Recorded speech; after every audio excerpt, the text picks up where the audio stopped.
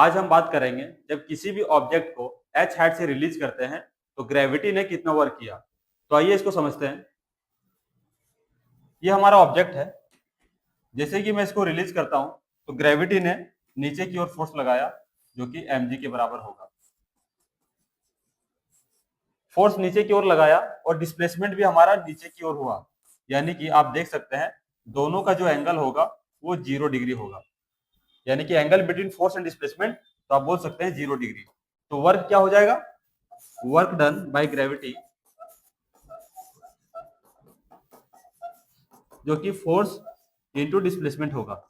Dot product को हटाएंगे तो यहाँ पर cos थीटा का वैल्यू लगेगा, यानी कि ग्रेविटेशनल फोर्स mg के बराबर है तो यहाँ पर mgh cos थीटा लिख देंगे।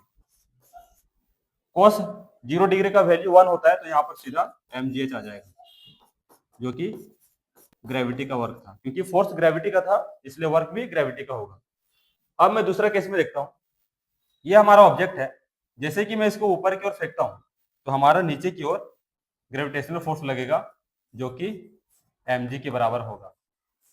फोर्स नीचे की ओर लगा और डिस्प्लेसमेंट ऊपर की ओर हुआ, यानी कि दोनों का जो बीच का एंगल है वो 180 डिग्री होगा।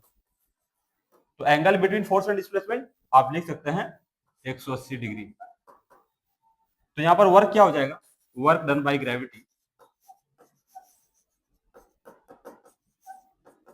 Force into displacement. Dot product को हटाएंगे तो cos थीटा का वैल्यू लगेगा, यानी कि mgh cos theta. cos 180 degree का वैल्यू -1 होगा तो ये हमारा आ जाएगा -mgh। ये हमारा ग्रेविटी का वर्क आ गया। Thank you.